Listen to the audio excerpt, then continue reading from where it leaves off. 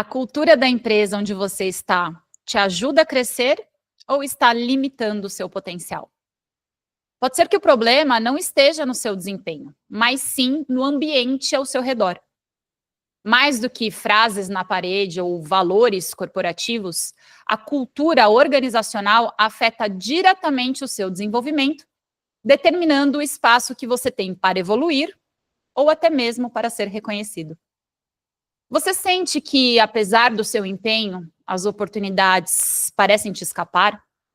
No episódio de hoje, vamos discutir como a cultura da empresa pode influenciar o seu crescimento, os sinais de que você está no ambiente certo ou não, e o que fazer se perceber que o maior entrave ao seu progresso é justamente a cultura organizacional. Seja muito bem-vindo, seja muito bem-vinda ao Entre Linhas SA. E hoje a pergunta que nos guia é: a cultura da empresa afeta as suas chances de crescimento? Você já sabe, não estou nessa sozinha. Muito pelo contrário, estou super bem acompanhada. Aqui está um biólogo, empreendedor, executivo, mestre, doutorando, amante das ciências sociais, André Conerro. Ó. Uhul! Hoje de roxo, botando mais cor na minha vida, Gabi. Muito bem, estamos prestando atenção, nada de só camisa branca, polo branca, tudo muito branco, gostamos de cor.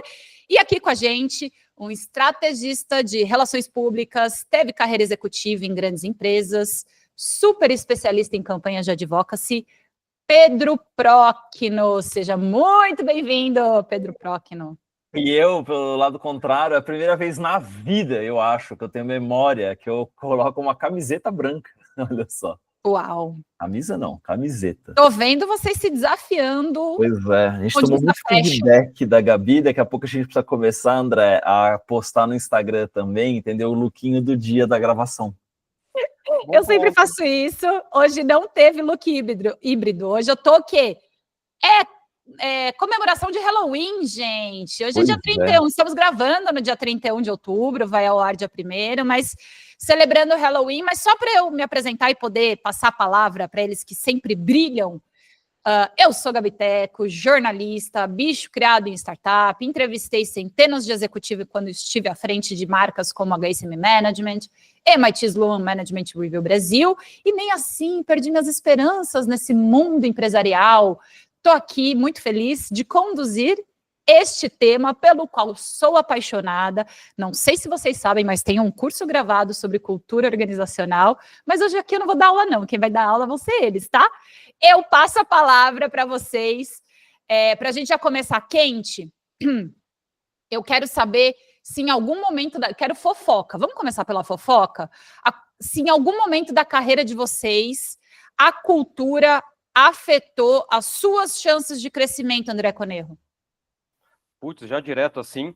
Primeiro eu queria dizer que eu fiz um paralelo. A gente está aparecendo, pelo menos na minha imagem aqui, como eu sou o último quadradinho, a bandeira da França. Tá azul, branco e eu meio bordô aqui. E aí isso me lembra o quê? Égalité, fraternité e liberté, né? Ou seja, ali o mantra francês da Revolução Francesa. Eu já tive os dois casos, Gabi, assim, para responder sim e não, né? Eu já tive sim, a cultura me ajudou a prosperar, e eu já tive não, a cultura não me ajudou a prosperar. E acho que o ponto que eu queria trazer tá tudo bem.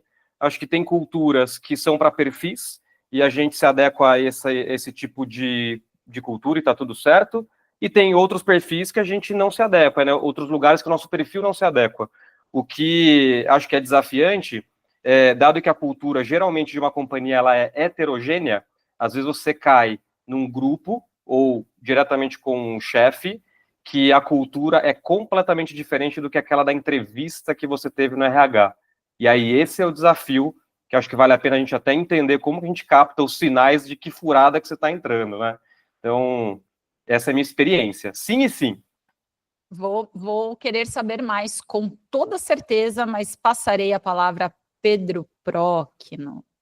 Ela acha que ela vai fugir da aula hoje, André. Entendeu? Ela fica nessa aí. Não, hoje eu vou só moderar. Tá.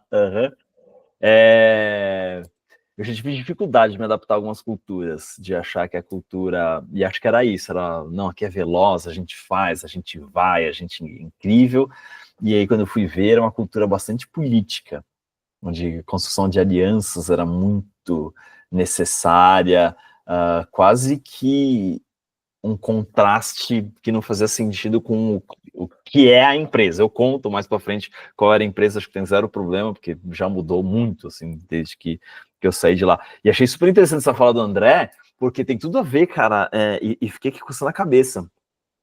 Cultura da empresa e cultura de áreas ou departamentos, às vezes, podem não ser a mesma coisa, e não ser iguais, e não estarem em sintonia, o que gera um desafio ainda maior, que é como você vive dentro de um ambiente que está dentro de outro ambiente que é completamente diferente. E me deu um nó só de pensar aqui em como é que essa coisa aí, André. Fiquei já desesperado. Estou empolgado para falar desse tema, porque acho que tem exemplos muito bons, histórias para contar de cultura da Uber, cultura da Meta, cultura do iFood, que são todas empresas. O iFood não mudou menos, porque faz pouco tempo, mas enfim, mas as outras duas passaram por mudanças grandes de cultura, com adaptações e jornadas diferentes, e a gente fala isso depois, mas acho que tangibiliza muito esse desafio que a gente tem no dia a dia de uma empresa de se adaptar às culturas de empresas e de departamentos. Eu fui anotando aqui alguns aspectos do que vocês já trouxeram e eu peço a ajuda de vocês para a gente não deixar nosso ouvinte na mão, tá? Que vocês levantaram várias bolas e em 5 minutos eu já estou aqui desesperada para a gente poder responder todas essas coisas. Mas eu vou falar um pouquinho, mas não, eu preciso dizer uma coisa antes, muito importante, um aviso muito importante que eu esqueci, que antes da gente começar oficialmente, se você está curtindo o Entre Linhas SA, aproveita para seguir a gente nas redes sociais, deixa seu like no episódio, dá as estrelinhas lá no Spotify, compartilha esse episódio ou outros com seus colegas, gente que está precisando assistir. Quanto mais vocês engajarem nesse conteúdo, a gente está fazendo uma coisa que a gente está curtindo fazer, a gente não trabalha para o algoritmo, a gente está sendo resistente, mas a gente tem certeza que se você ajudar nesse aspecto, vai nos ajudar a chegar mais longe. Então, contamos com a sua ajuda. E voltamos, após essa publi, voltamos aqui para o nosso tema. Olha só. Breve intervalo comercial. Breve intervalo comercial.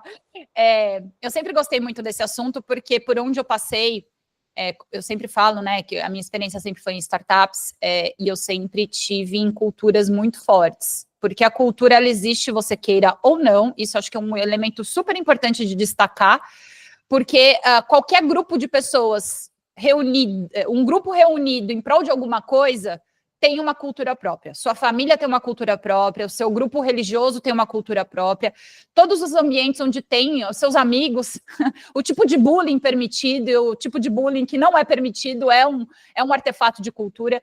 Então, assim, a primeira coisa é a sua empresa tem uma cultura própria, ela pode ser mais consciente e está sendo ativamente trabalhada pelas lideranças, ou ela pode simplesmente existir, e aí é uma questão de, enfim, como cada empresa entende isso como estratégia. Agora, discutindo esses assuntos, eu sempre achei bastante... O PROC não tem um termo que eu adotei para minha vida, que eu acho muito legal, ele fala das coisas que são gasosas. Esse tema é gasoso, esse tipo... Cara, eu nunca usei essa palavra na minha vida, eu usei uma vez aqui e você adotou ele. Cara. Eu adotei e comecei a falar, achei maravilhoso. E o tema cultura, na minha opinião, ele acaba sendo gasoso se a gente não consegue trazer para quem está com a gente uma forma simples de definir ou de dar exemplos. Então, eu vou começar, se vocês tiverem contribuições nesse sentido, acho que seria muito relevante para o começo, eu sempre gostei de definir cultura como jeito de ser e fazer de um grupo. Aí tem elementos visíveis, tem elementos não ditos, tem toda uma complexidade que acho que, de novo, o objetivo aqui não é dar aula, é trazer na prática o que isso significa, mas o que para vocês significa cultura, André Conerro? Para mim, então vamos lá. Tem muitas definições de cultura, Gabi, e não tem consenso mesmo. Essa que você trouxe, eu acho que é super válida, do tipo, é o conjunto de valores de um grupo.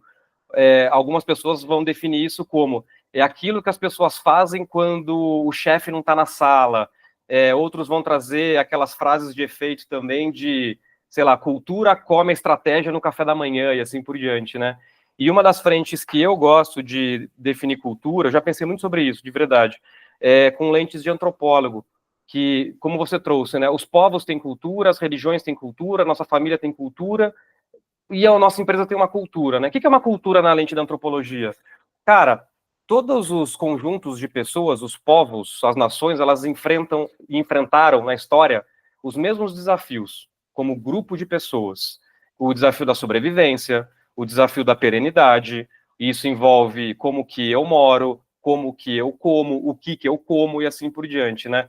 E aí é legal começar a pensar dessa maneira, porque a cultura, na verdade, ela é o como um grupo de pessoas resolve problemas. Os problemas são essencialmente os mesmos, mas o como esse grupo de pessoas vai resolver é que vai variar de grupo para grupo. E quando você vai para esse lado, eu acho super legal, porque a gente começa a perceber que a cultura, ela tem uma base que a gente chama de base material. Ou seja, o que uma pessoa do Alasca come é diferente do que uma pessoa na floresta amazônica come. Ou seja, isso define a cultura, vai definir as crenças, vai definir os rituais, vai definir o eu saio antes ou depois da chuva. É legal isso, né? E quando a gente traz para a empresa, é a mesma coisa. Então, quando a gente começa a ver estratégia, só para já pôr uma pimentinha, né?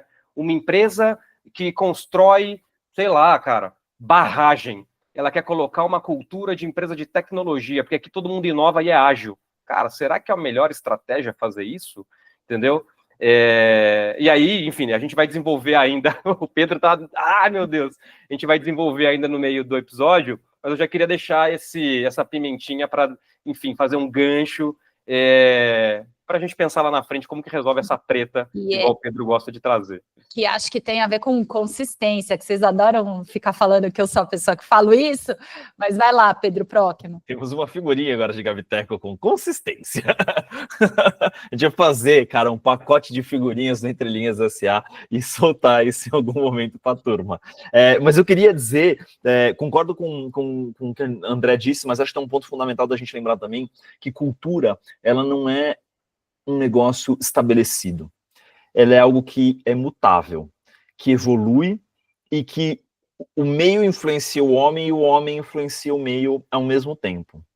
Ao passo que tem, se a gente olha culturas de países, por exemplo, que eu acho que é aquilo mais estável, que demora mais para mudar ao longo do tempo, você tem coisas que são muito estabelecidas, você tem outras que foram evoluindo. Agora, em empresas, especialmente departamentos, dependendo da mudança do turnover que tem ali de pessoas, né, do entra e sai de time, isso pode mudar muito mais rápido. Momentos diferentes da empresa causam mudanças de cultura mais rápidas, e acho justamente bizarra essa coisa de, vamos pegar elementos de outras culturas e trazer para a nossa, como pegar uma empresa que fabrica pneu e falar que ela é, sei lá eu, inovadora. Cara, tem um nível de inovação, sim. Agora, dizer que pneu vai mudar o mundo, acho que é um pouco forçar a barrar, a borracha desgasta menos, né?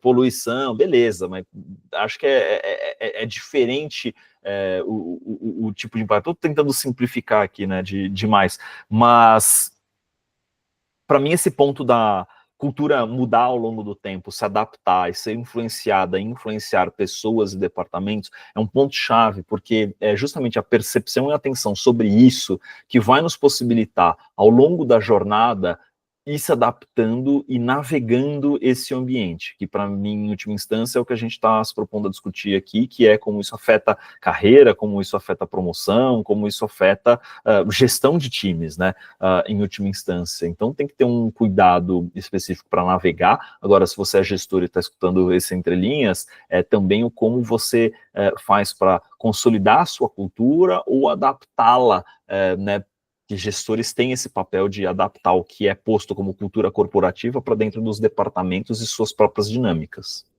Boa, sabe que eu estava, enquanto ouvia vocês, tentando pensar se esse assunto, me parece, até como editora, como jornalista, né, acompanhei muita pauta do mundo corporativo, e cultura é uma pauta que nunca sai de pauta.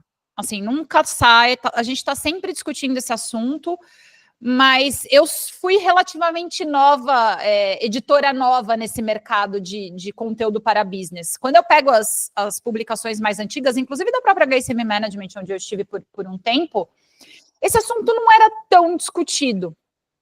E aí, como estratégia corporativa, eu acho que é de uns anos para cá que a gente vem falando mais disso. Na minha visão, queria ouvir vocês, na minha visão, muito impulsionado pelas redes sociais, porque eu lembro até de ter lido um artigo bem interessante, e vai me faltar aqui a referência, mas que fazia a comparação que se antes a cultura organizacional era uma caixa preta, ou seja, você só sabia o que acontecia ali se você estivesse ali dentro participando, hoje ela é uma caixa de vidro, porque a gente tem as pessoas se manifestando o tempo todo em redes sociais, em eventos de networking, e aí me parece que isso... As empresas precisaram tomar partido no sentido de liderar esse assunto. Antes, assim, ela existia e a gente vai indo. Agora não, agora eu tento controlar o funcionamento dessa cultura, justamente porque se eu não tiver uma estratégia clara de condução, isso pode me criar um grande problema reputacional, não, Pedro Próquino?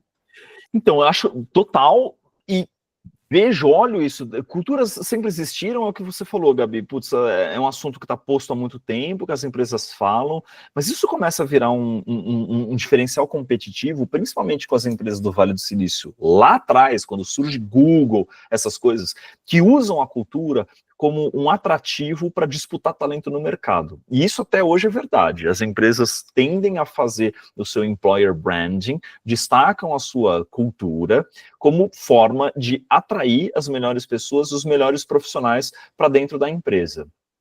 Com algumas coisas, forma de operar, né, a empresa, como ela se comporta, como ela pensa, como ela vive. Então, foi natural, por exemplo, empresas de tecnologia sempre atraírem pessoas mais, não sei se é essa terminologia correta, mas mais libertárias, mais abertas, mais disruptivas, porque era o padrão, enfim, de como a lógica do negócio estava se pondo, porque precisavam inovar, estavam criando coisas que não existiam, e atraem essas pessoas. E daí você começa a ter também como parte da cultura, uma vez que isso é estabelecido, começa a ficar muito pasteurizado entre as empresas de tecnologia, porque todas elas têm uma lógica muito semelhante, e estou olhando no Vale do Silício, porque é de lá que a gente se inspira muito, e várias empresas brasileiras olham para lá também para se inspirar, e começam a adotar outras coisas que são os benefícios, que fazem parte da cultura, e que hoje estão sendo altamente questionados ou revistos, porque trazem ineficiências para as empresas já demitiram um monte de gente, e agora precisam também tirar linhas de custo. Hoje estava lendo uma matéria dessa,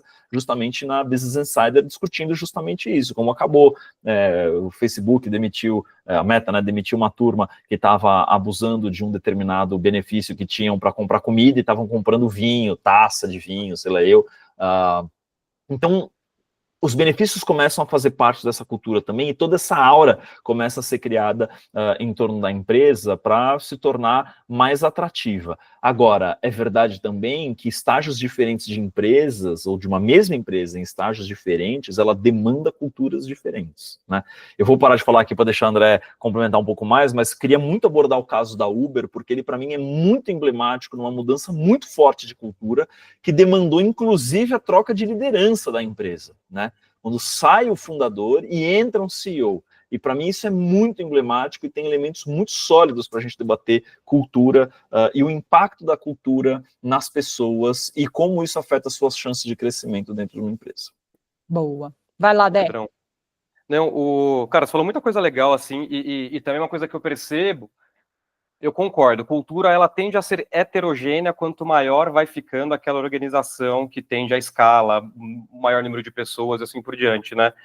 E como a Gabi já tinha trazido no início da fala do episódio, cultura tem os elementos visíveis, aquilo que está acima da linha d'água, no iceberg, só que a cultura real da empresa, ela não é visível. E poucas pessoas são sensíveis e começam a entender esses sinais. Um exemplo até que a gente já tratou em alguns episódios anteriores, o de demissão, por exemplo, quando a gente falou sobre isso, né? Caramba, minha empresa tinha fórum de avaliação. Eu nunca fui mal avaliado, nunca recebi um feedback negativo e, de repente, eu fui demitido. Opa, pera lá. Então, a cultura da empresa, ela tende a uma autocracia. Porque se uma pessoa tomou a decisão em detrimento de um fórum, quer dizer que a cultura da empresa não é democrática. Ela tem esse traço autocrático e poucos estão no controle. Então, esse tipo de conexão de pontos faz a gente começar a entender o que de fato está na parede da empresa e o que de fato é a prática da empresa, né? E isso é super legal. Cultura do medo, né, André? Que não é, ninguém fala aqui é cultura do medo, mas a cultura do medo é algo estabelecido em várias empresas, né? Lógico, e aí que eu ia chegar, assim, quanto maior é o nível hierárquico e reputacional da pessoa que está dentro da organização, seja o founder, seja um C-level, seja um diretor, seja uma pessoa de middle, né, assim, do meio da gerência, mas que é muito, tem uma reputação muito grande, essas pessoas vão ser o modelo de comportamento que a gente vai olhar para cima e vai se inspirar. Então, também já trazendo um pouco da consciência para esse tipo de pessoas que ocupam esses cargos, a importância de ter coerência e não ser hipócrita, né? Numa das empresas que eu passei, a gente estava no modelo híbrido, só para dar mais alguns exemplos e a gente depois volta, né? A gente estava no modelo híbrido que era remote first, né? Primeiro, pode trabalhar de onde quiser do mundo. Como todas as empresas de tecnologia, assim como no Vale do Silício, de repente, gente, olha, não é que é mandatório, mas quem não tiver aqui vai ser demitido. No final era isso, né? E o mais bacana é que a alta liderança não voltava para o escritório. Tinha gente trabalhando não sei aonde, no outro lugar. Caceta! Então, de novo, volta no papo daqui é uma autocracia. O que vale para mim não vale para você. Quando a gente percebe esses gaps de integridade, é quando, na minha opinião, a empresa começa a corroer. Cara, Eu sou muito ruim de identificar essas coisas. Eu sou muito lerdo para ver essas mudanças acontecendo. E eu costumo me ferrar, para não dizer que eu costumo me fuder nessas histórias todas. Mas isso para mim foi emblemático também nessa cultura, porque houve uma mudança burocrática administrativa de fazer com que as pessoas assinassem contratos de trabalho híbrido. Porque isso tira a responsabilidade da empresa de ter que pagar, por exemplo, vale alimentação. Porque se é híbrido, não precisa ter essa história juridicamente, tem uma defesa ali. E nesse retorno virou um puta debate, que é, porra, estamos perdendo benefícios e coisas? Foi uma doideira isso pra mim. Olha, esse ponto da coerência, Dé, me pega, viu? Que você falou, precisa ter coerência e não ser hipócrita. E aí, vou vir com um discurso aqui forte, hein? Vocês aguentem, depois vocês me defendam nas redes sociais se me cancelarem. Como é que se mantém a coerência numa cultura, sendo que a gente parte desse conjunto de sistemas, símbolos, missão, visão, valores, quando, na verdade, 99,9% das empresas existem para dar lucro aos acionistas? Como é que você declara isso? Você está aqui e o nosso propósito é encher o bolso do amigo ali de dinheiro. Então, olha só, para não ser hipócrita, boa parte das empresas deveriam fazer esse tipo de declaração, mas eu não tenho visto ninguém declarando esse tipo de coisa. É sempre uma coisa muito inspiracional, sempre uma coisa muito vamos mudar o mundo por meio dos nossos pneus que desgastam menos. E aí, quem me ajuda? Mas eu acho que dá para ter as duas coisas, Gabi. Cara, nós vivemos numa matriz capitalista. Enfim, tirando salvas raras exceções pelo mundo, a matriz global é o capitalismo. O capitalismo prevê o acúmulo de riqueza. Enfim, você não gosta de riqueza, eu deixo meu Pix aqui, você manda o dinheiro para cá, não tem nenhum problema, se livra desse problema, aí eu cuido dele para você, do seu dinheiro. Não tem nenhum problema, né? Desde que você me mande mais dinheiro do que você me mande boletos para pagar. E dá tudo certo. Agora, ao mesmo tempo, eu acho que dá para ter essa lógica de beleza, a gente é for profit, né, é pró-lucro, mas a gente quer fazer coisas que impactem a realidade das pessoas. Eu acho que isso dá para coexistir, desde que o papo seja transparente e pé no chão. E quando começa essa nuance doida, e eu acho que é uma empresa muito interessante que todos nós temos observado aqui, está passando por esse debate, que é a OpenAI, dona do ChatGPT, que nasce como uma empresa, e tem hoje uma terminologia, André, não sei se você tem isso na cabeça, mas tem uma classificação de empresa muito específica, que essas empresas extremamente inovadoras, disruptivas, de inteligência artificial, de dividir e separar seres humanos de inteligência artificial, que elas estão usando essa classificação, que é para tentar evitar com que outras empresas tomem controle, ou donos tomem controle sobre aquela lógica. Isso traz esse valor primeiro, e a OpenAI está passando por isso, que é não quero ter lucro. Depois puta, eu preciso ter lucro. Como é que eu vou lidar com o dinheiro? Porque eu quero construir um negócio diferente. Esse debate ele está acontecendo hoje, de uma forma bastante grande no mundo. Acho que dá para coexistir, precisa ter pé no chão e não ser hipócrita para falar, não, a gente é lindo, desde que... Tem uns memes na internet, né? Tô muito feliz porque hoje o meu chefe conseguiu comprar a tão sonhada Porsche, né? Esse é o ponto, assim, numa medida exagerada, estou exagerando para esquentar o papo, obviamente, a gente vê muita empresa romantizando, mas quando você pisa o pé dentro da organização, você vê que aquilo que ela está comunicando para fora está absolutamente desalinhado com o que os símbolos, né? A forma como você mede os seus resultados, os indicadores que você escolhe para sua empresa são símbolos, são artefatos de cultura. Então, ter essa sintonia entre todas essas coisas é um desafio imenso, e eu vejo muita hipocrisia, mas não mais do que André Conero, que faz planejamentos estratégicos para as empresas. Então, ele sabe mais do que eu. Ixi, Maria, Gabi. Olha, primeiro alguns pontos aqui dessa fala, né? Primeiro, eu percebo essa mesma hipocrisia, e tudo começou, Pedro, sabe onde tudo começou, essa bagunça? Com Simon Sinek, cara. Aquela porcaria que começa pelo porquê, desculpa o português, claro, mas fodeu com as empresas. Por quê? Aí teve até um cara da McKinsey que ele fez uma colocação genial. Cara, o Simon Sinek, aquele vídeo do Simon Sinek fez com que empresas de maionese tivessem que explicar o propósito da maionese. Empresas de pneu tivessem que explicar o propósito do pneu. Então, caceta, ao invés de falar assim, cara, eu faço pneu porque vende carro e aqui é um mercado a ser explorado e eu agrego valor, dado que eu agrego valor, eu retenho parte desse valor, que essa é a parte da estratégia, Gabi, inclusive. Planejamento estratégico é sobre o quê? Criação de valor, inovação, pegar um negócio que está ruim e melhorar, criar algo que não existe, e quando eu crio valor, eu pego uma parte para mim para ser bem remunerado, ou justamente remunerado pelo risco que eu tomo. Essa lógica eu acho linda, maravilhosa, e o capitalismo é incrível em termos de adicionar valor no mundo. E tem o como você entrega valor. E essa parte do entregar valor que eu acho que é onde a cultura das empresas pecam, né? Porque tudo bem, inclusive a parte da sustentabilidade das empresas gerarem fluxo de caixa positivo, o que não pode é afundar um caminhão de dinheiro, detonar o mercado e depois essas empresas não pararem em pé, que é inclusive o que a geração Z, ela sentiu que foi criada em mundo. A gente já falou sobre isso, né? De Ubers e Airbnbs que eram baratos porque as empresas estavam comprando no mercado, e aí agora todos os preços sobem. E a geração Z falou assim, caceta, esse serviço premium que eu tinha acesso eu não tenho mais. O que aconteceu? Mas esse é outro papo. O papo é da entrega de valor, né? E aí que eu acho que vem muito as questões de...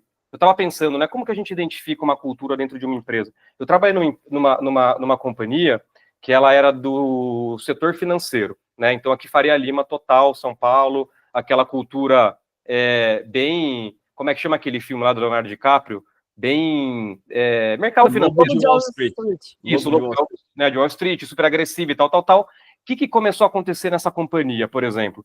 Ela começou a se posicionar como uma empresa de tecnologia e começou a atrair que tipo de talento? Pessoas que trabalhavam na Amazon, que trabalhavam no Magalu, que trabalhavam no Google, na Meta e tal. E, de repente, vem esse povo no mercado financeiro de shorts, camiseta do Nirvana, e junta com a turma da camisa branca azul, que almoçam todo dia no Rascal, em São Paulo, começou a dar um pau. Então, nós como liderança, estrategistas também, temos que entender que o jeito que a gente posiciona para atrair e reter talento, cara, dá impacto na companhia. E aí vem as incoerências. Perfeito. A cultura, ela é super, para mim, é um tema incrível da gente falar, porque ela tem várias camadas e vai indo para vários lados, né? Se deixar aqui, acho que a gente falaria em 3 episódios sobre o assunto, mas eu gostei muito, Dé, que você falou. Como a gente entrega valor, né? E aí a gente vem com, às vezes, novos conceitos que lá na HCM Management a gente costumava abordar bastante, que é o conceito de capitalismo consciente, né? De você entregar valor para stakeholders, para toda a cadeia, e não só para shareholders, não só para acionistas. Agora eu tenho um recado simples para você, que é empreendedor, que está na liderança de grandes empresas. Como você entrega valor para o seu colaborador? Se você conseguir não fazer da vida dele miserável, já estamos começando bem, entendeu? Se você conseguir não precarizar o trabalho, dar o mínimo de condição para o ser humano sobreviver, ó, joinha para você. Meus amigos estão morrendo de dar risada aqui. Vocês concordam, meus amigos? Porque a gente fica romantizando, porque precisa, o foguete não vai dar ré, precisa chegar até a lua, e aí aqui a gente vai fazendo... Se você tiver um ambiente onde as pessoas não queiram se degladiar, para não falar palavras aqui, para não derrubarem o nosso episódio, por favor, comece por aí, é tão simples, não é, Pedro Procchio? Vai dar um bom corte essa fala dela aí, não vai não, André? Gabi, é tão simples. E de novo, tudo volta pro pé no chão. A gente falou alguns episódios atrás, vocês me chamaram de altruísta, de eu falar, seria tão melhor se a gente não tivesse que fazer política nas empresas. Seria muito melhor, seria muito mais fácil. Mas todo esse processo, ele é relevante nessa jornada. Acho que cuidar... E de novo, eu sempre sou, né, um cavaleiro do apocalipse aqui, mas o cara que tenta botar todo mundo na responsabilidade, que é... A liderança tem muita responsabilidade em definir uma cultura que seja boa de navegar, coerente com o que está sendo feito, deixar isso claro para as pessoas, porque às vezes também vou fazer uma cultura aqui para me pintar de bonitinho e, na verdade, o líder, chefe, a gente usa o masculino porque normalmente são homens que fazem isso daí, né? É uma desgraça, né? O cara... toma decisões atrozes e bizarras. E do outro lado, é parte de responsabilidade também dos funcionários compreenderem que a gente não vai viver num mundo cor-de-rosa, que a gente não vai viver no País das Maravilhas, que a gente tá lá porque tem uma função, a gente tem emprego porque tem problema para resolver, esse emprego demanda que a gente resolva problemas para poder ganhar o dinheiro, e que isso faz parte do jogo. Se a gente consegue conjuntamente construir um ambiente melhor para todo mundo estar, mais interessante para a gente conviver, mais leve para a gente passar o nosso dia a dia, porra, acho que é um puta lugar legal da gente trabalhar. Mas também ter a consciência de que nem todo ambiente é um ambiente onde todo mundo se encaixa. E às vezes a gente vai entrar numa empresa que é legal, eu estava falando isso com uma pessoa recentemente, eu não lembro quem, mas que estava falando, cara, eu adoro essa empresa, é super legal, eu não estou dando certo ali. Ela tem algum nível de incompatibilidade em alguma coisa que isso não está funcionando para mim. E é angustiante às vezes, né? Porque você gosta do lugar, você acha que aquilo é legal, você gosta do ambiente, e aquilo troço não funciona com você. Eu acho que muito ouvinte vai se identificar com isso que você acabou de falar, Procchio. Se o André quiser comentar a fala anterior, eu te convido, né?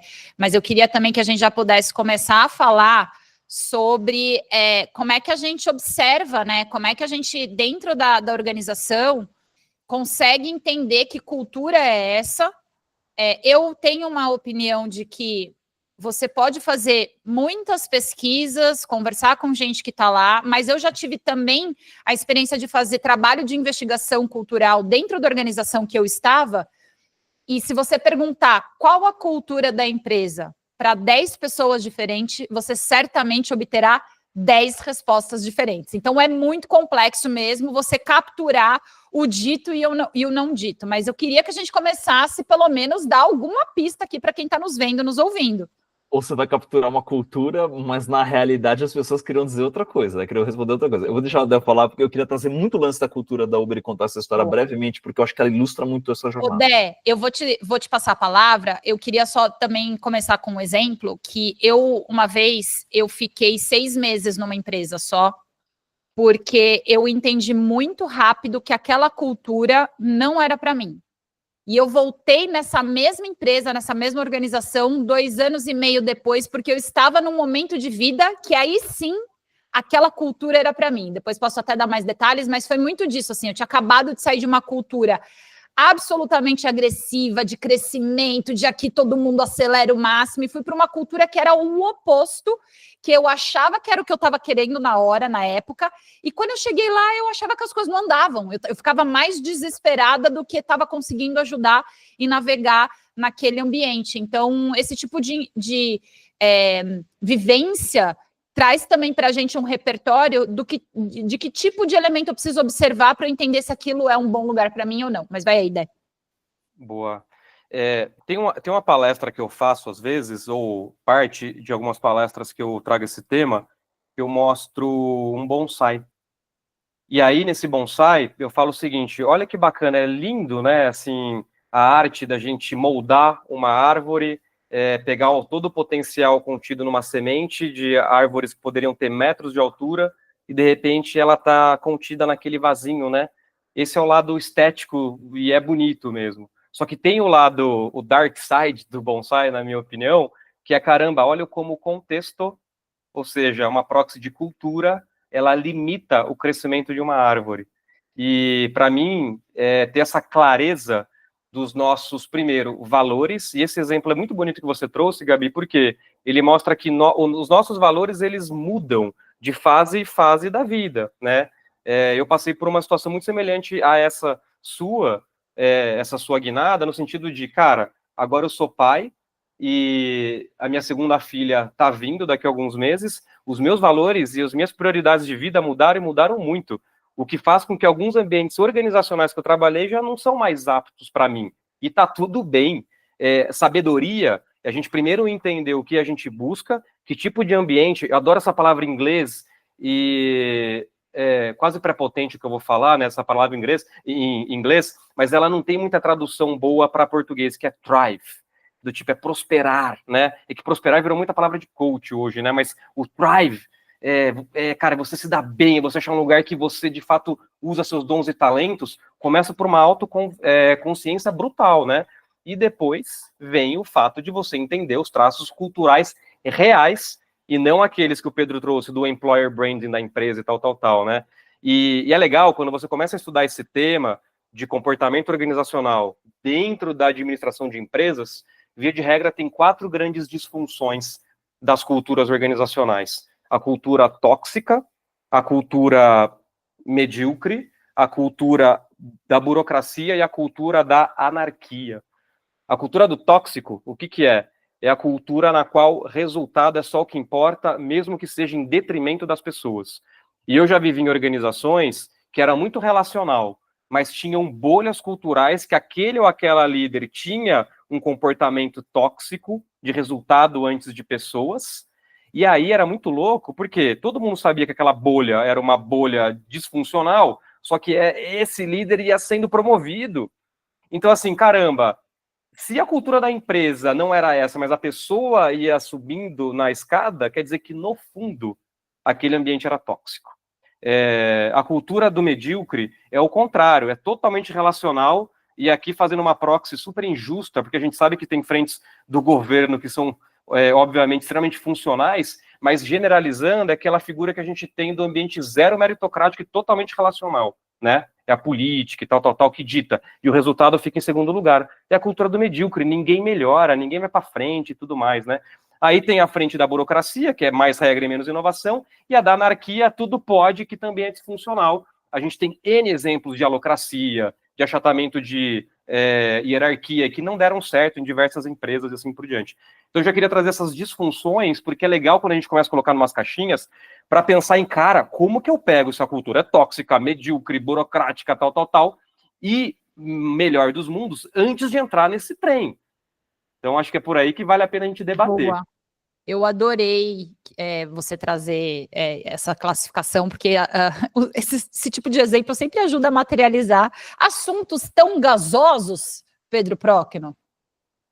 E só um parênteses, essa é a beleza da ciência, assim, né? Porque o ruim da ciência é quando a gente se limita só nas caixinhas e fica só também, puta, na matéria, no imaginário, tal, e não vai para a prática, né? Mas a beleza da ciência, para você conseguir acumular conhecimento, é justamente trazer esses templates, esses frameworks, essas terminologias em que você consegue definir com precisão o que é um negócio, para que aqueles que vêm depois continuam construindo em cima desse terreno sólido, né? Então, só para fazer um parênteses que é legal isso da ciência.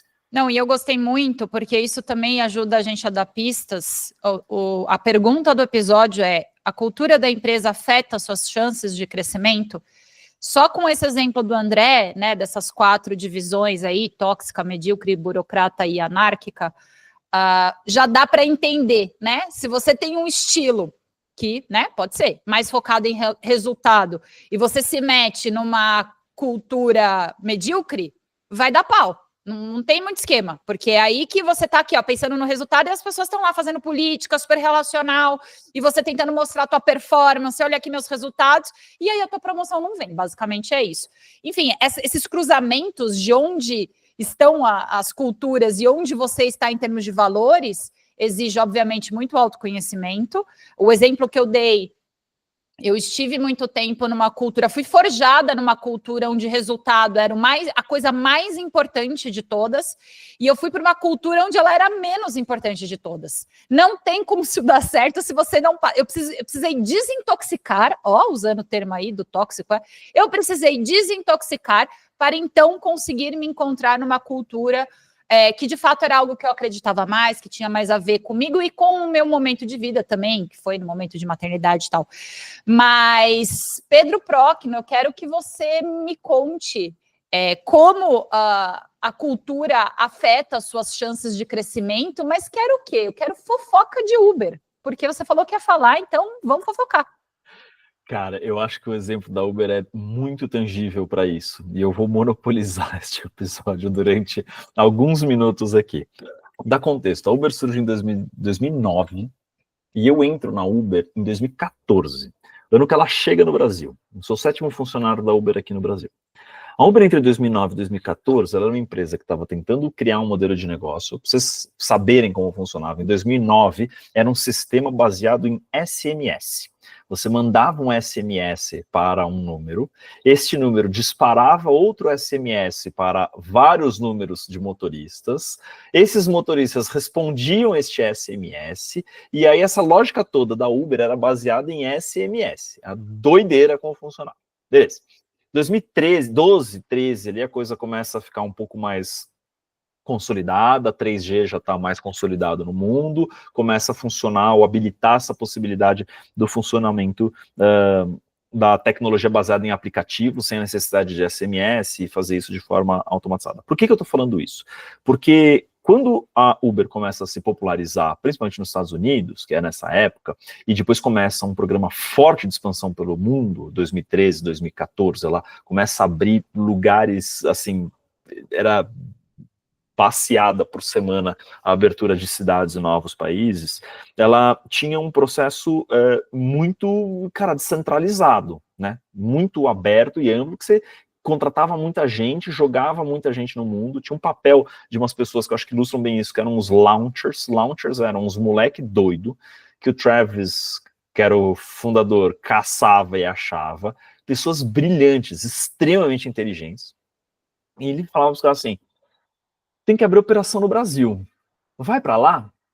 Os caras aterrissavam em Guarulhos com um visto de turista, entravam numa Starbucks, no Galeão, no Rio de Janeiro, que foi a primeira cidade no Brasil antes da Copa do Mundo de 2014, foi o Rio de Janeiro. Sentava numa Starbucks com um computador, entrava no Google, normalmente eram gringos, e começava a bugar, tipo, como abrir uma empresa no Brasil. Tem que ir na junta comercial, não sei o quê. E era assim que começava o rolê, sabe?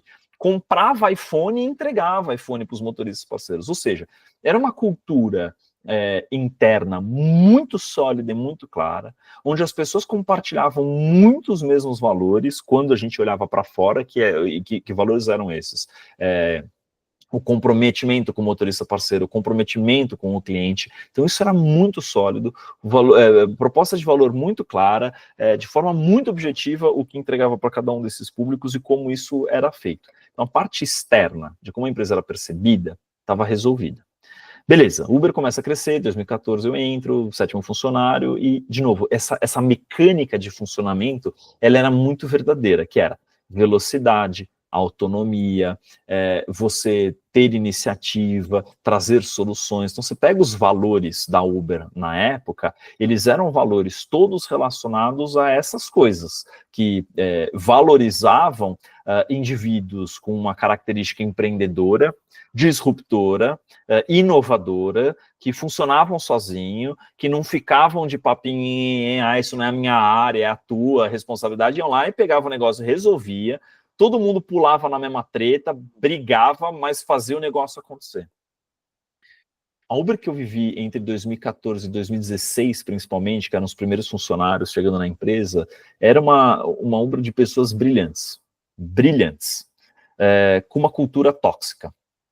E aí eu quero começar a dividir, separar essas duas coisas, porque eu falei que para o mundo externo, motoristas parceiros,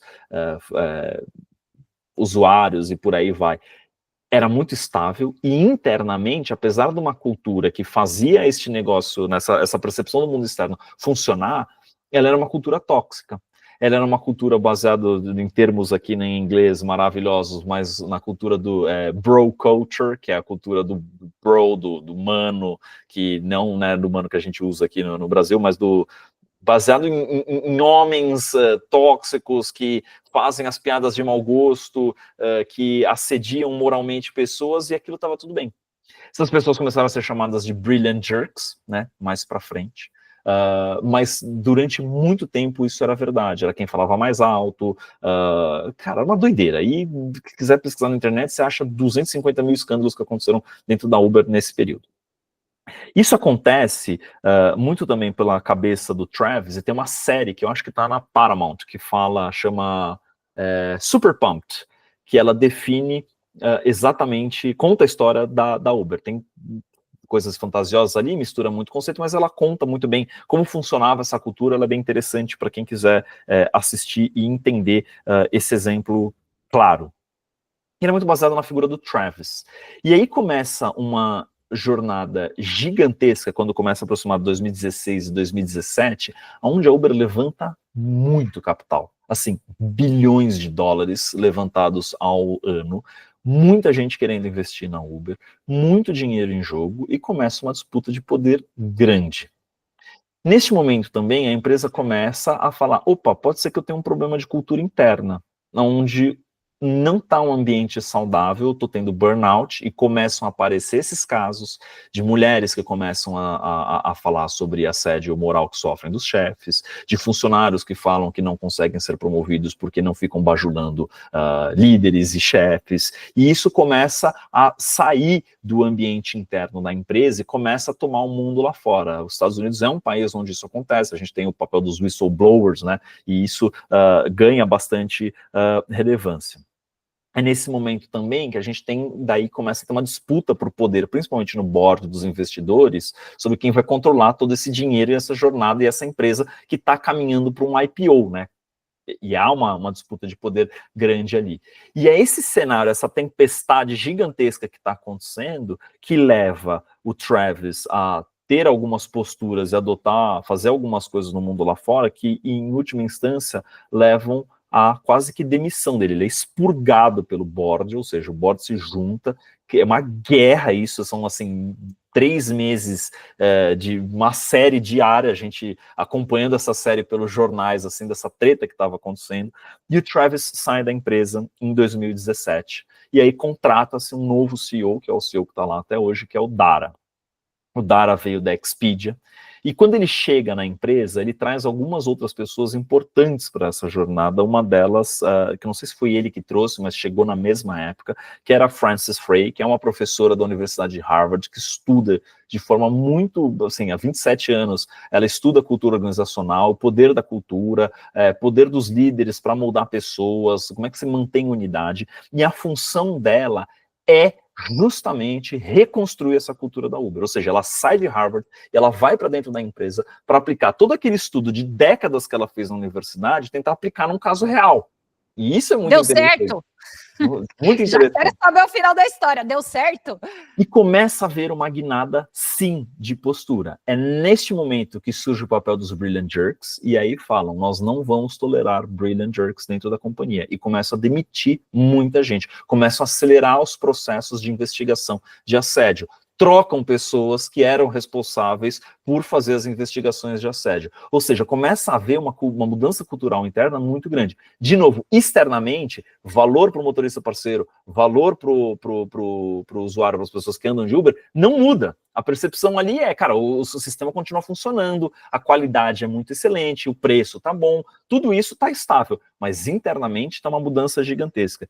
E mudam-se os valores da companhia. E isso é muito emblemático, porque um dos valores novos que se criam dentro da Uber é we do the right thing, period. Nós fazemos a coisa certa, ponto final. E isso vem de forma muito contundente justamente para combater as babaquices, para combater os atalhos, para combater N coisas que tinham dentro da empresa e falar, a gente faz a coisa certa, respeito é a coisa certa, tolerância é a coisa certa, conversa é a coisa certa, entre outros valores que estão hoje lá no site da empresa. Então, para mim, a Uber é um exemplo concreto e relativamente novo, e principalmente que eu vivi dessa mudança cultural. E isso, atrelando ao tema do nosso episódio, Gabi e André, que é cultura afeta as chances de crescimento, tem tudo a ver. Porque depois que há essa mudança cultural, você vê uma leva de pessoas deixando a empresa. Porque a empresa teve uma mudança muito grande da forma com que ela age e pensa internamente. E várias dessas pessoas brilhantes iniciais acabam saindo. Porque eram babacas? Não. Porque aquele ambiente mudou. Ele saiu de um ambiente de disrupção, de guerra, de atrito, de uma série de coisas que é bom para uma série de pessoas e começou a se tornar um ambiente muito mais estável. Várias pessoas que entram nessa época também em função dessas trocas e crescimentos e adaptações estão na empresa até hoje. Porque era uma cultura muito mais estável, muito mais fácil de navegar. Então, para mim, isso é bastante emblemático, porque mostra o quanto essa mudança de cultura afetou quem estava crescendo e depois parou de crescer, quem estava crescendo e falou, cara, essa cultura não faz mais sentido para mim. Pessoas que entraram e se desenvolveram nessa nova cultura, um contraste bastante claro. E isso é muito claro, porque eu me adaptei muito à cultura inicial, sofri muito, mas me adaptei a ela depois de um tempo.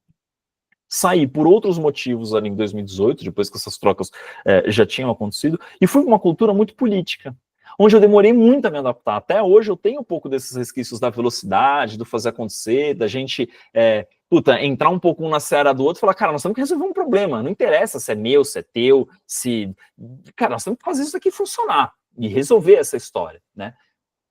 E a gente tem no Brasil um pouco da cultura do não, eu não posso dizer com todas as letras, não posso criticar o meu amiguinho, não posso, né, não gostei desse trabalho, a pessoa vai pensar que ela é a pior pessoa do mundo, não, só significa que esse trabalho não está bem feito, não precisa fazer de novo, não significa que você não é legal, né, e essas doideiras acontecem, eu tenho menos desse resquício, eu falo, cara, isso aqui não está bem feito, mas, cara, tá tudo bem, vai ser mantido, você não vai ser demitido, tá tudo certo, mas nós vamos precisar refazer, é só isso, né. Boa, olha só. Te ouvindo, eu acho que esse exemplo é muito legal, Pedro, porque eu acho que isso pode até adicional do que você já concluiu, que eu não vou ficar te repetindo, se você, meu amigo, está aí na empresa e a empresa está falando que vai começar um trabalho de transformação cultural, uma coisa é certa, não sei se você está preparado, porque eu vou dizer agora, mas vou falar. Muita gente vai ser demitida neste momento. Por quê? E aí eu não vou nem usar minhas próprias palavras, vou usar aqui, pegar emprestado de quem? Peter Senge, o autor de A Quinta Disciplina. Uma vez a gente fez um evento, quando eu estava na Cura, a gente fez um evento chamado Festival Alma, e estava na pandemia ainda, então a gente entrevistou o Peter, e ele disse uma coisa que explodiu minha cabeça, que foi o seguinte, que tem a ver com o tema. Você é a representação simbólica do que a empresa é. O conceito de fractal, né? Tem um amigo meu que sempre dá esse exemplo que eu acho muito bonitinho. Pensa num pedacinho de brócolis. Ele é, no fim do dia, um pedacinho de um todo que também é um brócolis, que aí o pedacinho é um mini brócolizinhos, eles são todos iguais, que é o conceito de fractal, né? Que é você... A parte é igual ao todo, do ponto de vista de forma. Enfim. Por que eu estou dizendo isso? Porque muitas vezes, aí eu comecei a falar sobre transformação cultural.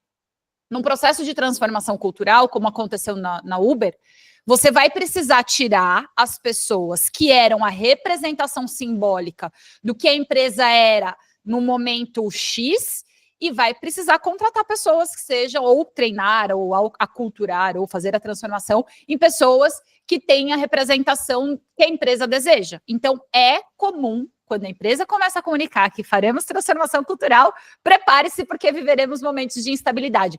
Eu já saí numa dessa, tá? Eu acho que não me... E tem que haver, né, Gabi? Às vezes esta pessoa é a representação do que a gente não quer. É uma Exato. Pena, é muito ruim, é péssimo para todo mundo. Mas isso precisa ser feito porque manda uma mensagem muito contundente daquilo que está sendo falado. Exato. Né? E aí, acho que trazendo para esse exemplo, até comentei num episódio de demissão que eu tive um quiet firing na minha vida, que teve a ver com isso. A empresa estava mudando absolutamente tudo. Eu era uma liderança que era uma representação de uma cultura que eu valorizava muito, mas que a empresa não desejava mais ter. Então, o símbolo quase máximo daquela cultura precisava ir. Eu demorei um tempo para entender que eu estava sendo retirada, convidada a me retirar, como se diz em escola, mas é isso, acho que não cabe. E aí, o que é lindo na cultura, no tema cultura, não existe cultura melhor ou pior. Vai ter uma cultura que é boa para você, meu amigo. Agora, se é melhor, se é pior, e você reconhecer isso, e você ir florescer em outro lugar, às vezes é a melhor coisa do que ficar tentando. Eu faço muito esse paralelo. Sabe aquele brinquedo de criancinha que é coisar o círculo no círculo, o quadrado no quadrado? Às vezes a gente está lá com a pecinha quadrada tentando enfiar no buraquinho ali, que não é o triângulo, não vai encaixar, gente, não vai. Então, o que tem que fazer, eu adoro esse termo aqui, falamos muito em casa, mete marcha. Não vai ser um lugar para você crescer na sua vida se isso não estiver alinhado com os seus valores de vida. Certo, André? André estava concordando comigo, eu fico sempre com essa sensação de, tô indo bem, que nem o PROC, não sabe? Tirei nota 10...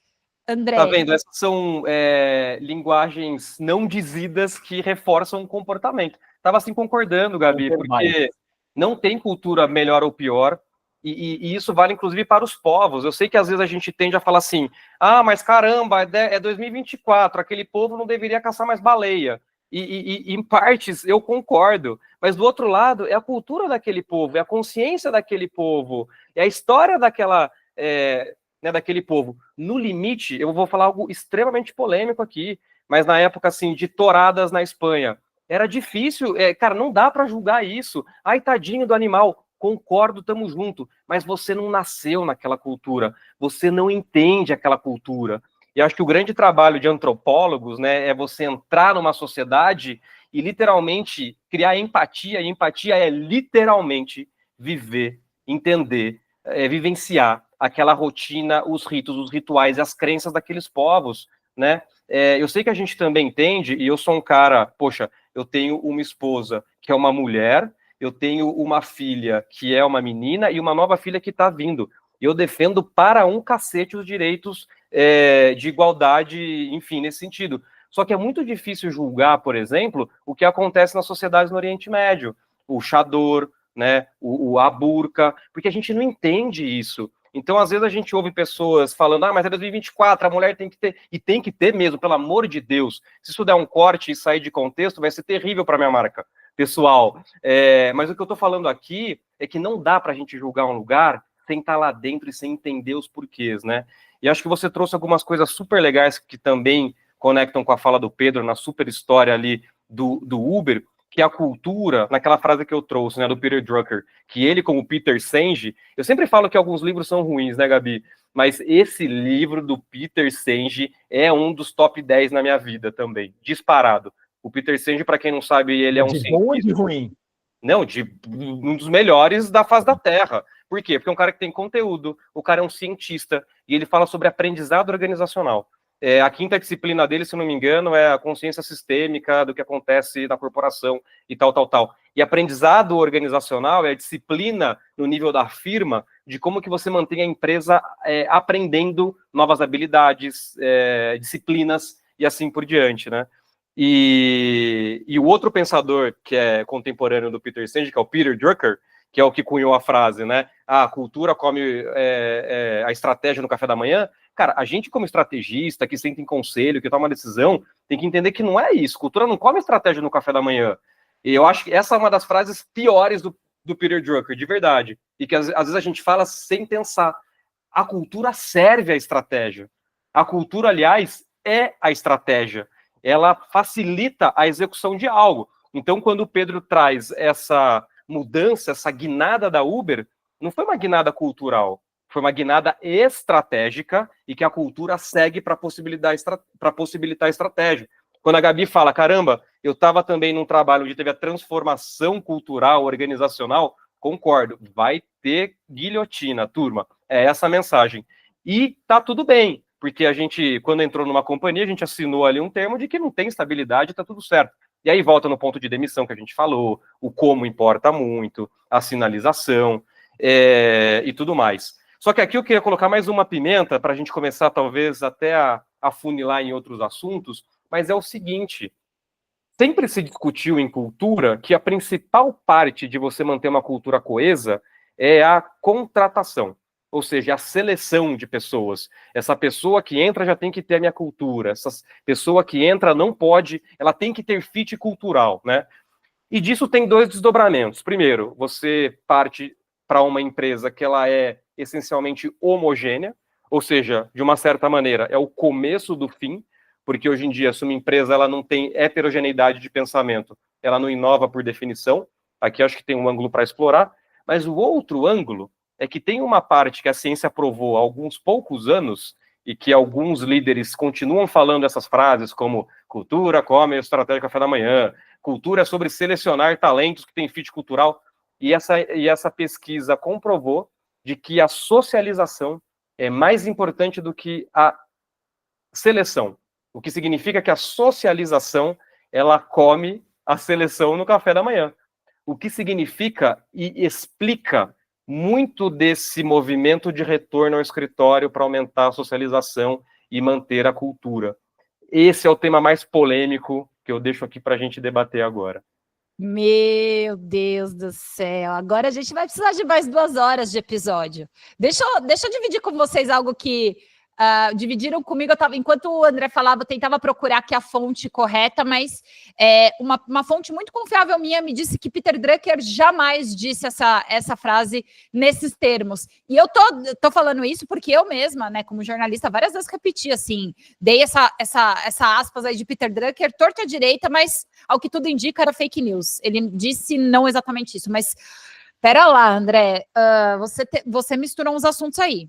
A gente tem seleção, que tem a ver com o tal do fit cultural. Eu fico muito ambivalente sobre esse tema, porque no final do dia, gente, se o candidato tá lá preenchendo a porra do sistema lá que vai fazer o matching de fit cultural, ele quer um emprego no final do dia, ele só quer um emprego, entendeu? E aí, esse lance de ter que ficar dando as respostas certas, às vezes a pessoa sai do natural dela, porque ela tá querendo tanto um emprego, aí ela já leu que naquela empresa é importante o resultado, aí ela vai dizer que o resultado é importante para ela, mas não necessariamente é importante, mas ela quer um emprego. Então, assim, é muito difícil, entendeu? Pedro Proc não quer falar, ó, depois tem socialização, retorno ao escritório, lascou a nossa vida aqui. Mas eu concordo que a pessoa quer o emprego e foda-se. Mas ela vai ser enfiada dentro de uma cultura. E de uma cultura que vai ter impacto na carreira dela. De uma cultura que vai fazer a jornada dela ser mais simples ou mais complexa. Pedro Proc, não acontece que muitas vezes a própria empresa não sabe essa cultura que ela está comunicando para fora, entendeu? Perfeito. E aí ele entra lá e fala, beleza, aqui tá de boa, consigo viver aqui numa boa. E um outro pensamento, eu acho que também a gente precisa nos lembrar aqui dentro de que nós estamos falando de um assunto que, sei lá, eu diria que, sei lá, 90% das empresas do mundo estão cagando pro tema cultura. Nós estamos falando aqui de uma realidade baseada em empresas de tecnologia, da Faria Lima, ou de grandes corporações, porque se 80% das empresas, André, me corrija aí, acho que 80% que são pequenas e médias empresas no Brasil, não é isso? 90% das empresas do Brasil são pequenas e médias empresas, eu diria que desses 90%, 90% não nem aí com a cultura. Não é um tema. não é algo diário. Algumas vão Não, ser interpretadas. Eu tô arriscando, mas eu diria que assim, a pequena lojinha, a confecção, ou não sei o quê, isso não vai estar. Claro, né? Tô só colocando para a gente ter essa dimensão e trazer de novo para o nosso ambiente aqui, que é um ambiente de debater esse assunto. Mas, de novo, quando você entra numa empresa onde o tema cultura ele é relevante, eu acho que é importante sim você pensar sobre isso. Eu, quando saí do iFood e comecei a vasculhar um mercado, quer seja para fazer minhas coisas, ou quer seja para discutir. Começou aí, já começaram a silenciar Pedro Próquino, a gente sabia que esse momento ia chegar. Não tem jeito. André Conejo, enquanto o Pedro Próquino volta, vamos falar dessa coisa da socialização aí, porque aí a gente entra numa máxima que muitas vezes a gente vê sendo repetida por aí, que é: não é possível ter uma cultura forte e também oportunidades de crescimento para as pessoas, já que esse é o nosso objetivo aqui, falar sobre as oportunidades de crescimento para as pessoas, sem estarmos no escritório. Pedro Próquino, tive que fazer andar aqui, porque você travou completamente. Já voltamos aí. E deixa eu puxar puxar esse gancho, Gabi. Já está comprovado pela ciência da administração que sim, para você, parte da cultura, o que é? Você ter a sua estratégia de como resolver um problema e a transmissão da cultura, o que significa você passar o bastão para frente para aqueles que vêm depois, é sobre a próxima geração que vem para replicar aquele comportamento. E já está provado de que isso é mais replicável no mundo físico, tá? Esse é um ponto. Isso não determina, e eu quis deixar justamente essa chamada para ser polêmico mesmo, o que não determina que o que faz a socialização ser bem feita é o retorno full ao escritório. Não significa isso, mas significa que momentos físicos no mundo real, trocando, nós como mamíferos que fomos moldados pela evolução natural para interagir, e é só na interação física que a gente inclusive gera bonding, né? A gente se conecta pela oxitocina, um hormônio que a gente até falou aqui no episódio anterior. Oxitocina não acontece no mundo sem o toque físico, sem o aperto de mão, sem essa troca, e que ajuda no mecanismo de transmissão da cultura. As empresas inteligentes, elas entendem que, caramba, para eu atrair e reter talento, o modelo... E assim, a gente está falando agora no recorte, eu concordo com o Pedro, né? Multinacional, empresa que tem milhares de funcionários e tal, que em termos de número de CNPJs é a minoria, mas eu arrisco a dizer que é grande parte dessa audiência hoje, tanto líderes e conselho, quanto também colaboradores dessas empresas, né? As multinacionais inteligentes nesse sentido, o que elas fazem? Elas têm o regime híbrido, mas tem momentos de reforço, de encontro, que sim, tem a ver com alinhamento de estratégia e tem a ver com transmissão da cultura. São nesses momentos que é mais forte e garante esse legado. Então, era isso que eu queria trazer. E à frente da socialização, tem muito a ver com o que o Pedro trouxe. Caramba, quando eu entrei lá na Uber, eu sofri, cara, mas eu me adaptei. Então, de uma certa maneira, a gente também se adapta. Através do quê? Da socialização, bater cabeça, discussão. E aí o grupo como um todo ele vai se conformando, né? Mas é óbvio, se você está numa posição que você não consegue influenciar a cultura até em tomadas de decisão, cara, eu acho que a melhor estratégia é sair e ir para o seu ambiente, o contexto que você vai thrive, que você vai prosperar mais. Agora, se você está aqui em cima, com a mão no manche, e você começa a perceber que a sua atual cultura ela não entrega a sua estratégia, cara, você tem um trabalho para fazer. Boa, Pedro Próquino. Não queremos te silenciar, tá? Volte, conversa com a gente. Acabou a luz na minha casa. Ei, essa Enel, como que é a cultura da Enel lá? Vixe Maria, o computador vai aguentar até o final desse episódio de bateria? Vamos tentar, não, acho que tá 100% aqui, vamos ver se o 5G vai aguentar até o final desse episódio.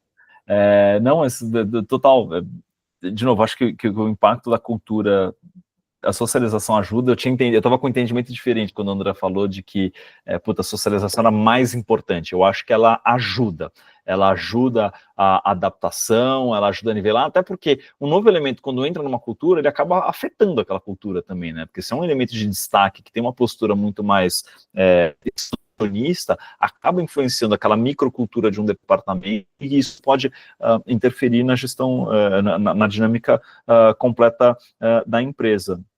Mas pro ponto que eu estava falando, dependendo do lugar onde você vai se enfiar, que é o que a gente e aqui estamos falando de um universo bastante restrito, de empresas mais amplo e com impacto gigantesco, né, em termos de mão de obra e influência na sociedade, eu acho que o tema cultura ele é importante ser levado em consideração. Então, quando eu estava olhando para esse universo, tinha algumas empresas que vinham atrás de mim para me propor trabalhar com essas empresas, eu sentava na primeira conversa, normalmente com o pessoal ali de triagem de RH, e fazia perguntas sobre o modelo de gestão, o modelo de autonomia, o modelo de fazer isso funcionar. Eu falava, cara, isso aqui não sei se vai funcionar para mim. Né? Eu acho que isso é um exemplo muito legal, de que tá tudo bem você entrevistar o seu entrevistador. Aliás, como eles fazem aqui comigo quando eu tô mediando, né? Eu tento fugir das respostas e eles ficam me fazendo pergunta. Isso é muito importante quando você está querendo buscar elementos para tomada de decisão, se aquela cultura é boa ou não para você conversar com pessoas que já estão na empresa, se possível, é sempre muito interessante, para além de quem está tentando te trazer, né? Porque quem está tentando te trazer talvez use artifícios para te convencer e abrindo só meias verdades. Agora, tem uma coisa, se você já está dentro da organização e tem dificuldade de entender como a cultura da sua empresa funciona, se isso não está sendo trabalhado de nenhuma forma ativamente, te chamo a atenção, meu amigo, para os momentos críticos. Se a empresa está indo bem, dinheiro está jorrando, concorrência está ótima, somos primeiros lugar, vai ser difícil. Agora, deu uma crise, né? Está indo mal, resultado ruim. Que tipo de decisão está sendo tomada quando o barco está balançando demais? Aí que a gente vê a cultura se expressando na sua melhor e pior forma. Então, o tipo de decisão que é tomada em momentos de crise, certo, André Conejo? Gabi, você matou a pau e você poderia dar aula sobre cultura, de verdade. Sabe por quê? Quando a gente entra numa empresa, e eu já fiz alguns trabalhos de mapeamento cultural, sabe o que você faz? Primeira conversa para você identificar o que é verdadeiramente a cultura da empresa, me conta as principais crises que você passou e como que vocês tomaram a decisão. Por isso que eu trouxe, assim, e até essa frente de você entrevistar e ser entrevistado é super legal, né? Mas acho que algumas perguntas você tem que fazer, porque no final o RH, ou o seu futuro chefe, ou a sua futura gestora, eles só vão te contar o que está no book do employer branding, ali da marca corporativa, né? Aqui são os nossos valores, a nossa missão, a nossa visão, e aqui a gente é em prol dos funcionários e da sociedade, aqui é tudo super legal. A gente pega o nosso footprint de carbono, e a gente não tem pegada de carbono, porque todo mundo é muito bacana, a gente abraça a árvore e tudo mais, né? Só que as perguntas mais, como eu posso te dizer, preto no branco, as perguntas mais diretas, as perguntas que importam, provavelmente vai te tirar do processo seletivo. Então, a minha recomendação seria, pega a proposta de trabalho e com a proposta de trabalho nas mãos, de verdade, eu já fiz isso, você começa a fazer pergunta para as pessoas que vão ser do seu time e até para a gestora, vai no almoço, vai no happy hour e começa a entender. E acho que algumas perguntas bem interessantes para a gente começar a mapear o lugar que a gente está entrando, se é um lugar que vai nos ajudar a prosperar, vai usar nossos dons e talentos e não vai agredir os nossos valores, ou se do contrário, vai de encontro com os nossos valores, e aí a gente vai ter um problema. Eu adoro essa pergunta, ó. Cara, me conta quem que é promovido, quem que é contratado e quem é desligado na empresa e o porquê. Cara, você já vai ter tanta evidência daquilo que a gente falou. Olha, fulano foi demitido, mas ele era super bem avaliado, ninguém entendeu porque ele foi embora. Ixi, Maria, é uma empresa política e autocrática. Cara, que de fato essa pessoa não vinha performando, a gente deu vários retornos e tal, e ela não quis, ela até pediu, quando a gente demitiu, ela agradeceu. Pô, que cara, que legal, é uma empresa que o sistema de avaliação de performance talvez funcione, né? Outra pergunta legal. Cara, me conta o que, na sua experiência, só acontece nessa empresa. Ah, cara, a gente faz o planejamento estratégico no hostel, e aí a gente dorme tudo em beliche e tudo mais, fica todo mundo no mesmo quarto e não sei o que e tal. Puta, cara, será que lá é uma família? Entendeu? E aí você começa a pegar esses traços. Eu acho que é legal fazer esse tipo de provocação para, de novo, você se proteger de onde você tá indo. Amei. Pedro Procno. Não, cara, nós vamos fazer um checklist disso depois, assim, perguntas para fazer na sua entrevista. Eu quero muito essa lista do André. Eu fazia uma pergunta que era, o recrutador chega e fala assim, não, aqui o bônus, o salário é de tanto, que normalmente é um valor adequado, mas a gente tem 8 salários de bônus no ano, 2 vezes ao ano. Aí você, é? Nos últimos 3 ou 4 ciclos de avaliação, quantas vezes vocês pagaram 8 salários para as pessoas? 0. Qual é o máximo que chegava? 2. Brother, vou botar que é 20 salários, saca? E na hora não funciona. Achei genial, mas achei genial as perguntas do André. Eu sempre tento entrevistar um pouco, é complexo dependendo do nível que você está. É mais complexo ter essa postura. Agora, é uma característica das empresas americanas do Vale do Silício, no final de uma entrevista, tem essa onda agora, há vários anos, na verdade, que fala assim, você tem alguma pergunta para mim? Essa é uma hora maravilhosa de você fazer as suas perguntas, de fazer essas perguntas que o André disse. Volta aqui no episódio, toma nota ali do que ele falou e faça essas perguntas no momento da entrevista, que é um momento chave de descobrir essas nuances. Acho que falar com pessoas do time é muito importante, falar com outras pessoas que trabalharam na empresa também, ponderando. Eu uma vez fui para uma empresa, eu estava indo para uma empresa, conversei com um amigo que tinha trabalhado lá, ponderei os momentos diferentes, mas ele me fez comentários muito contundentes sobre a liderança da empresa. Então, como essa empresa operava, as coisas que ela fazia, como ela pensava. E eu apertei aquele botão assim, que era, você está ciente de que esta cultura é tóxica e tem problemas? Quero continuar. E seguir no processo para ir trabalhar nesse lugar. Mas essa visão de fora, porque quando a gente está imerso numa cultura também, eu acho que tem uma contaminação de que a gente faz parte de um grupo e a gente tende a querer proteger o grupo. Então a gente não consegue fazer toda essa ponderação quando a gente está envolto naquele lance. É o sapo na panela. O sapo na panela é uma coisa que eu estou falando faz 3 episódios já, Gabi. Daqui a pouco você vai fazer uma piada com esse negócio aí. Mas é o sapo na panela. E quem falou essa história foi o Peter Drucker. Aí. Vocês se virem com essa história. Gente, olha aí, ó. Quando o nível de piada sobe demais, acho que já está na hora da gente começar a encerrar esse episódio. Temos 10 minutos aí para dar uma sumarizada no que a gente conversou. E eu estava pensando aqui que esse lance que você falou por último, Procno, tem a ver com o tema da sociabilização que o André trouxe. Porque por mais que a gente tenha essa necessidade de averiguar qual é a cultura, se combina ou não com a gente, existe também algo que é muito próprio do ser humano, que é a nossa necessidade de pertencimento e de emular o comportamento do outro, né? Se aqui se prospera assim, eu posso fazer um pouquinho assado e assim, e aí eu chego lá.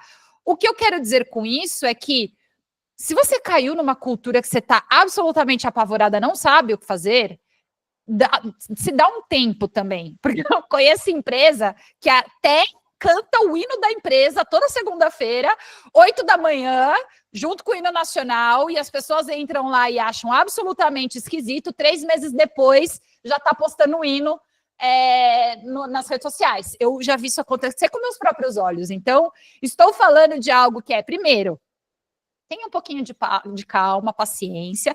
E quando a gente faz a conexão com afetar ou não as suas chances de crescimento, acho que a forma mais simples de entender isso você precisa jogar um jogo que você entende as regras.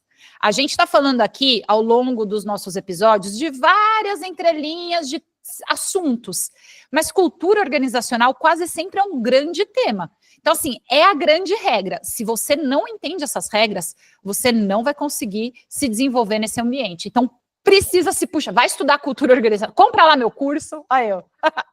Vai lá estudar cultura organizacional, porque de todas as coisas, eu acho que essa é uma das mais importantes para você pensar em chances de crescimento. André Conerro, me diga aí seus últimos insights para os nossos ouvintes sobre a cultura da empresa afeta as suas chances de crescimento? Bom, entendemos que afeta, e aliás, tem um dado interessante que eu li numa pesquisa, que o tal do cultural fit, né, o fit cultural, é um dos principais, é o principal fator de turnover. das pessoas, até mais do que burnout, no sentido de, caramba, então isso é um tema importante, tanto para quem entra na empresa, quanto para o estrategista e o líder que está tomando decisão, né? Então, para os dois lados importa, dado que, inclusive, as pessoas que não se adaptam, elas saem. Para mim, o ponto de consciência, e eu não tenho a resposta para isso, é o ponto do até onde o fit cultural ele é tóxico, no sentido de qual que é o dark side do fit cultural, né? Será que o dark side do fit cultural é você como indivíduo perder a sua individualidade, perder a sua essência? É você que usava a roupa tal, você tem que usar a roupa assado, e isso, de uma certa maneira, pode te agredir, ou o linguajar que as pessoas ao seu redor usam, ou as piadas que as pessoas ao seu redor usam, isso pode te agredir, e você acaba virando uma pessoa que você não se orgulha mais. Cara, você tem que sair, assim, porque o pênalti emocional de você estar num lugar que te agride, por mais bobo que, entre aspas, tá? Desafios emocionais são desafios emocionais para todo mundo. Pobre, rico, homem, mulher, para todo mundo, não tem pior ou menor. No sapato das pessoas, os desafios que cada um passa, eles importam para aquele indivíduo, né? Então, se você está num lugar onde, óbvio, tem o ponto que o Pedro trouxe de a gente se adaptar, eu cedo um pouquinho aqui, tá tudo certo, conscientemente eu pago esse pedágio e tá tudo bem, vai ter um pênalti, mas, cara, o benefício é maior. Óbvio que as decisões não são racionais, mas elas têm que, no mínimo, fazer sentido para o seu longo prazo, para a sua saúde, para o seu bem-estar, para a sua família, pensando em stakeholders, né, que a gente falou tanto, Gabi, a gente também tem stakeholders, né? Então, cara, o que adianta, e aliás, muito do que veio a decisão de eu sair do meu último trabalho, né, do tipo, cara, eu não quero ser uma figura, um exemplo masculino para minha filha, que é uma pessoa que trabalha num lugar que é infeliz. E tinha muito a ver com a cultura que eu estava inserido, com pessoas próximas que eu não admirava, e tomavam decisões que eu não concordava. Cara, não vou ser conivente com isso. Até porque, como a frase atribuída a Peter Drucker, mentira, a Dante Alighieri, os lugares mais quentes do inferno estão reservados para quem escolhe a neutralidade em tempos de crise. E então acho que a gente, quando está num lugar que tem uma cultura tóxica e a gente toma a decisão de ficar quieto, aquilo nos agride, a gente é conivente. E acho que a gente tem uma responsabilidade aí também. Boa, Pedro Proc, nas suas últimas considerações sobre o tema de hoje. Difícil, né? Ser a pessoa menos provida de capacidade analítica e inteligência no trio, então. Para mim, o ponto mais marcante aqui foi... Eu estou sendo ofendido agora por essa minha fala. Eu me sinto assim, aprendo muito com vocês. É que cultura é viva.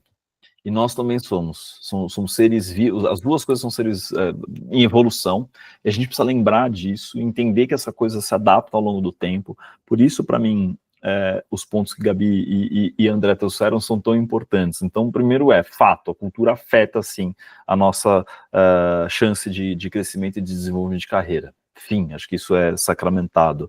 Precisa estudar a cultura, tá atento aos sinais, às entrelinhas, ao dito e não dito, ao formalizado e ao informal. Isso tudo precisa estar atento aos sinais que aparecem em determinadas situações. André trouxe aqui brilhantemente exemplo de uma empresa que a gente dividiu, onde as pessoas que eram promovidas eram as pessoas que eram zoadas em eventos de planejamento estratégico, assim, publicamente, um evento com 300 pessoas e a pessoa era zoada, bullying pesado. Aquela pessoa era a pessoa que ia ser promovida no ciclo seguinte. E isso não estava escrito em lugar nenhum, não era nenhuma regra, não tinha nenhum manual, mas é um índice claro, assim, um indicador claro de performance daquela pessoa. Precisa ponderar tudo isso, a gente precisa analisar se faz sentido para a gente, se a gente está bem, que tipo de vida a gente está levando, e se aquilo se adapta ou condiz com o que a gente está convivendo dentro da empresa, porque pode ser um desafio, é difícil tomar uma decisão de, putz, isso aqui eu não me adapto aqui, vou sair, é complexo. Lembrar que é sempre melhor procurar emprego estando empregado do que estando no olho da rua, né? Utilize isso a seu favor, o nome corporativo ao seu favor, e pondere essas coisas. Se você está indo para uma empresa pesquisar, tem inúmeros sites onde dá para saber um pouco sobre cultura, então dá para ir no LinkedIn, dá para ir no Glassdoor, dá para ir em vários outros sites que tem por aí para saber um pouco sobre justamente na visão de pessoas de fora, como aquilo significa. Eu também passei por uma empresa que começou a bater no peito e falar assim, nós temos uma nota excelente no Glassdoor, não era o Glassdoor, era alguma outra empresa semelhante a essa de análise. E aí todo mundo ama o nosso não sei o quê, todo mundo ama o Tititotó. Esse olhar tinha, assim, 20 avaliações numa empresa com 6 mil funcionários, sabe? E todas as avaliações de pessoas que estavam empregadas naquela empresa. Cara, acho que essa visão é um pouco tóxica, assim, tá contaminada com uma visão um pouco específica, né?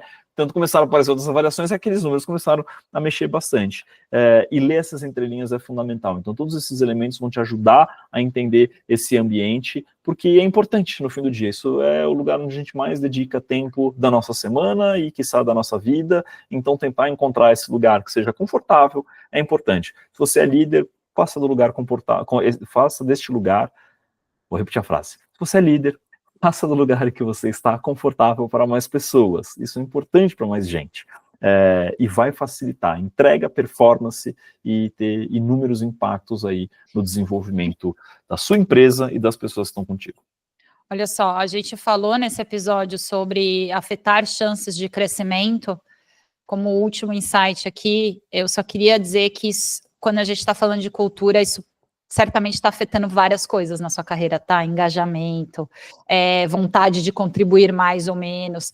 Então, acho que cultura é um dos temas, o poder da única coisa. Se tiver tudo muito confuso para você, dá uma olhada na cultura, que talvez você tenha respostas. E acho que falar com a liderança, a gente tenta ficar fazendo essa ponderação, né, entre time e quem lidera.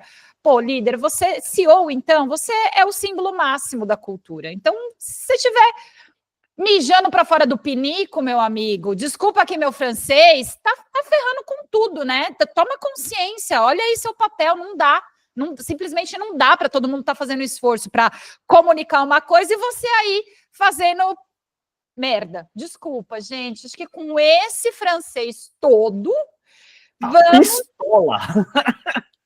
Até porque as nossas cores estão na bandeira da França, então...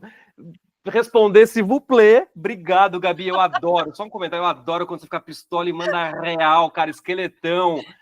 Chama a galera na chincha, cobra a responsabilização do cacete. Nós vamos criar um perfil Gabi Sincerona, entendeu? Gabi, só para Gabi depois vocês vão ter que me colocar como funcionária fantasma das consultorias de vocês, porque se eu quiser procurar um emprego, ninguém vai me empregar mais. Com esse nível de pistolice que eu ando, vai ser difícil. Mas, enfim, uma coisa de cada vez. Gente, se você chegou até aqui, você é a pessoa mais importante do Entre Linhas S.A. Porque a gente sabe que não é todo mundo que chega no último minuto.